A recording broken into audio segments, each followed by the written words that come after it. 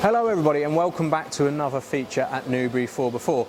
Ben here, and just over my shoulder we've got quite an interesting task getting underway.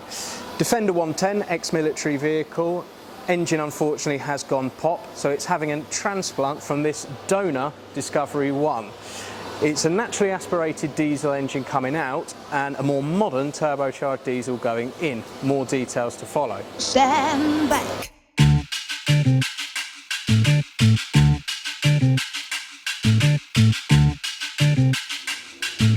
I told you to stand back. Not an ideal scenario to find yourself in. However, there are silver linings to every cloud, and there is an expectation with these passion projects for there to be hiccups along the way. Oh, darling. We join Jason as he discusses the choice of power plant that's going to be swapped from the Discovery into the Defender. We thought the best option for the customer would be to put keep a Land Rover engine in it, but go slightly newer, go turbo diesel. So we found a 300 TDI Discovery 1 owner from new, 111,000 miles on it. So we're going to transplant the engine from that, mate it to the gearbox, existing gearbox in the ex-military vehicle, plumb it all in, get it up and running. Be a huge benefit for the customer. He'll have an engine that's got more power, more torque, better on fuel economy, much better to drive generally. I mean, just looking at some of the figures, the 2.5 naturally aspirated diesel engine came with a claimed 68 brake horsepower, 155 newton meters. So today's standards, that's very poor. The engine that's going in there, 300 TDI, 2.5 litre again, so same displacement with a turbo, which is the big boost. This is 111 brake horsepower, 264 newton meters. So it's going to make a huge difference for the customer. So hopefully, when job's all done, plumbed, had various road tests to make sure we're happy with it, then we can pass it back to the customer and see if he's pleased with what we've done. But yeah, should be a good little project. Needless to say, an engine going bang is a far from ideal scenario for any vehicle owner, but hopefully this negative experience is one that the Newbury 4x4 team can turn into a positive gain for this particular customer. More from Gary and Eddie later. Now we head up to the waiting room for another Knowledge Hub discussion. And welcome back to another Knowledge Hub feature with Jason Goddard. Jason, let's jump straight into it. Defenders, sort of the bread and butter, I suppose, of Newbury 4x4 in many respects. You can see so many of them. In some ways, yeah. In some ways. Let's talk about Defenders, because the old Defender, sort original. of the original, the classic style, rather than the new Defender. Great car that it is. Yeah. It's this classic one which has sort of changed in some respects in terms of the type of people buying it and what they're buying it for now. Yeah, it definitely has in my career, which is a long career. But yeah, when I came into the trade, the Land Rover was sold for a purpose. It was a workhorse. So it was your farmer, your gamekeeper, your fire brigade, army. You know, they used them all over the world, mountain rescue. So it was a proper workhorse. So everybody had one for a reason. It was doing a job. They killed the Defender, finished production in 2016. Before that, probably 10 years before that, the Defender started fading away. We didn't see so many because a lot of customers had gone over to Japanese pickup trucks, again as a workhorse. But now we see so many Defenders. But now it's owned by somebody that wants the hobby. They're passionate about the brand, collectors, so people are buying them for a different reason. So it's an emotive buy rather than a work buy, which is great for us because we see lots of them in here and customers care about them. Yeah. And you know them very well, so it's a great workshop for somebody aspiring to own a Defender to take their vehicle to for routine servicing and maintenance. Yeah, we know them pretty much inside out. You know, I've been working on them since they came out in 1980. What was that, 84? First ones, I think. So, yeah, pretty much. And you look at a Defender and you think, well, they're all the same, but they've had quite a few different engines changes in those years, gearbox changes. It's quite a lot. Fundamentally, the shape has stayed the same, but the innards have changed a bit. But not a great deal. I've sort of learned in my sort of short time with you how infectious they are in terms They of... are infectious. In a very good way. They get under your skin. They really do. There's no two ways about it. I suppose you could class it like the classic Mini. You know, it's become an icon. Customers love them. Not the most comfortable vehicle to be in, to drive, but they people just love them. They're passionate about them. Want to keep them going. So I mean, we've got an icons wall in this customer waiting area where we've got a Land Rover, Concorde, Spitfire, Range Rover, and the Defender is everywhere in here as well. And it is one of those British icons, and possibly that's the reason why so many people want to own one these days. I think it is, yeah. They are. You know, they just love having it in the garage, and they also like tinkering. You know, you'll get a customer start looking in an optional extra catalogue. You know, what can I buy for my Land Rover, for my toy? And it might be a light upgrade, LED lights, headlights, cosmetics, different steering wheel, different seats, just personalising the vehicle to what they want. So it's a unique story that Harrison was telling me about, a Newbury customer and their story with their Defender, because they actually came in for a tutorial, didn't they, before taking it abroad, in my right and understanding? Yeah, we did have that. Yeah, gentleman, I think originally he came in just for some parts and said he was overlanding. And then we got friendly with the customer, and I can't remember exactly how we got onto the subject, but it was, I bought all these parts, but I really don't know one end of the vehicle to the other. And we said, well, would you like to come in and actually help service your vehicle, put it on the ramp?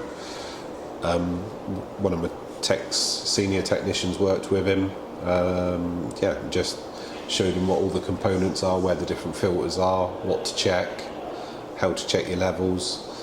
He's actually coming back in, I think, tomorrow as well, so to do some more repairs on his own vehicles. We just have to make sure insurance is in place and things like that, but yeah, if we can help a customer do that. We obviously can't fix it when he's overlanding. I was going to say, because that vehicle has since been to another continent, hasn't it, on a bit of an adventure? Yeah, they went across Africa in it. Yeah. So, yeah. Wow. Yeah, the customer went off, I think, 3 to 6 months or something. I can't remember the exact length of time, but yeah.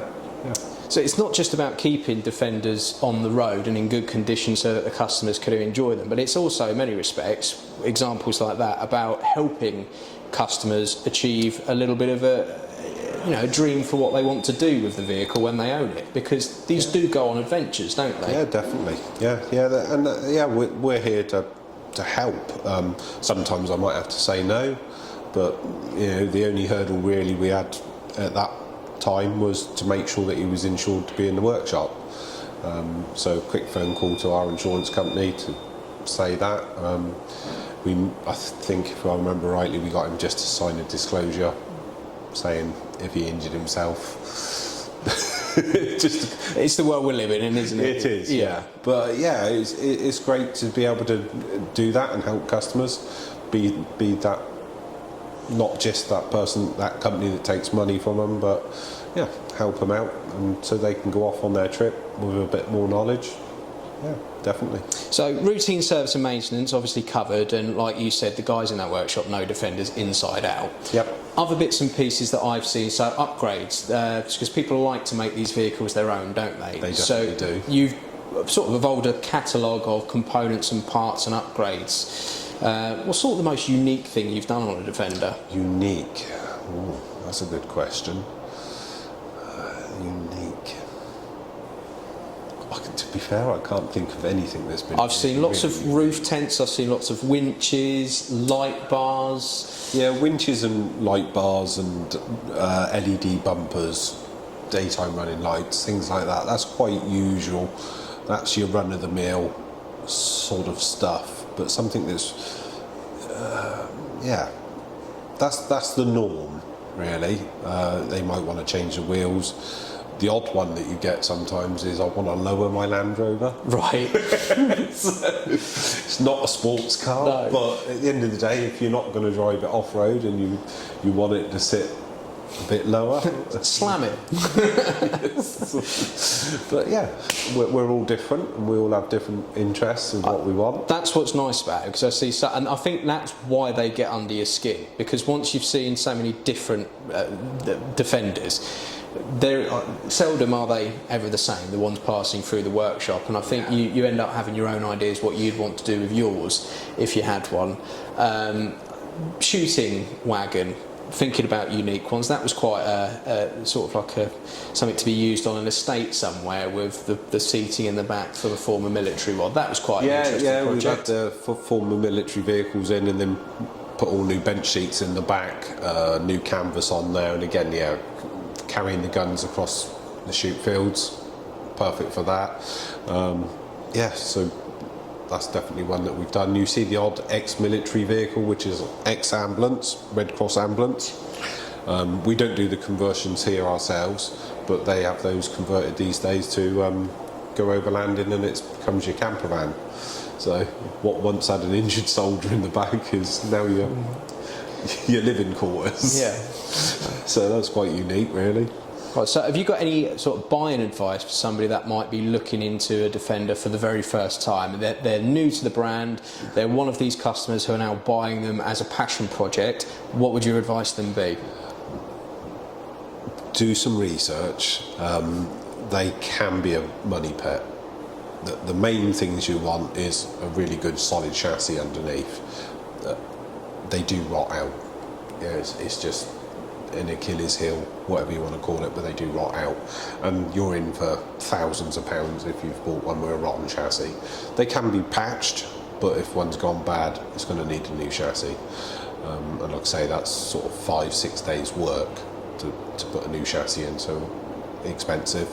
Mechanicals, make sure all the gears work and you're not grating any gears. Check it for oil leaks, but they do suffer with a few leaks anyway. So, but suspension does wear out, especially if it's used off-road. So check all the suspension, and then the other big one is swivels, which is a part of the front axle which allow it to steer. Swivels do corrode and rot away, and again, it's quite an expensive, time-consuming job to do 2 swivel rebuilds. Realistically, it's probably a day's work. So, a day's labour straight away. So that's the fundamentals, and always look for good history. Lots of receipts, lots of oil changes, the usual stuff. And do Newbury offer a sort of, what's the word for it? Inspection service for somebody looking to purchase one? If they can borrow a vehicle and bring it to us, it's very difficult for us to go out and look at a vehicle on site. It's much easier if a vehicle can be borrowed, brought here, we can put it on a ramp, we can be more thorough, we can do the right inspections of it. But yeah, we definitely will help in any way we can. I have gone with the odd customer and looked at a vehicle, but find it hard to find the time to do that these days. Yeah.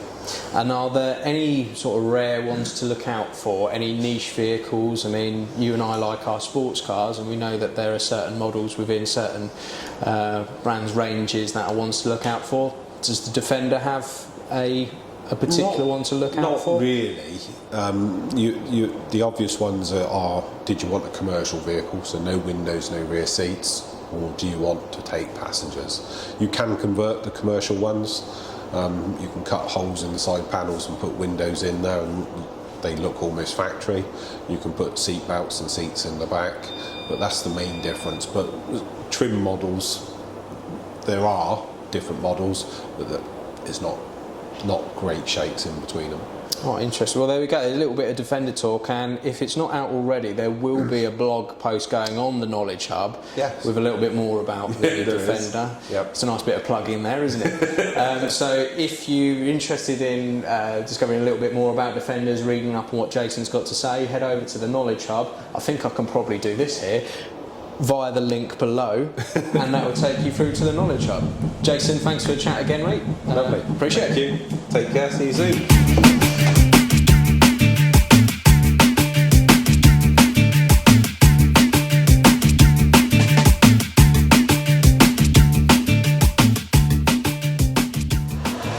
Okay, Gary, so progress update. I can see that you've got the engine out and Eddie's doing a bit of work on it. Yep. What's involved with switching out an engine from one vehicle into the next? I'm going to assume that being different vehicles, they're designed to go in slightly differently. They are. The engine mounters are different positioned, so we're going to have to cut the engine mountings off, the engine mounting plates off the chassis on this one, weld them to the chassis on that one. The starter motor is different because this is going into a 24-volt system. Right. Where the original and the usual Land Rover is only 12 volt. So we've got to change the starter motor. Jason's already looking for a 24 volt alternator. We've got to change the clutch. It'll have a new timing belt fitted on this one. A new sump because the sump's rusty on the front. And basically it'll be ready to go in. So it's quite a major piece of surgery. Yeah, then. It's not as easy as just take it out and plonk it in the No, other it's about part. a day's work. Right. To prepare it to go into the new, up against the new gearbox on the other vehicle, and then once it's bolted into the gearbox, then we position the engine mountings and then weld the brackets to the chassis on the Defender. Defender. Yeah. Right, okay, interesting. So we'll come back and have a little bit more of an update. So we'll just talk, what's Eddie doing at the moment? He's taking the starter motor off at the moment. Okay. Because then we're going to try the 24 volt starter motor on there, which is slightly bigger, but hopefully it will fit. According to all the data we've looked at, it will fit. It's Right. just a case of fingers crossed. Yeah, a bit of work. Yes. Okay, Yeah. we'll catch up with you in a bit when we got a bit further along with it. Okay. Stand back.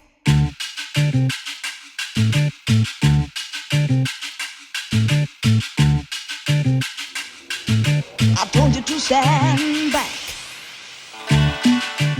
Join us next time as the work continues on the Defender and Jason and I discuss repairs and chassis replacements. Thanks for watching, folks. Take care. Oh, baby, oh, darling.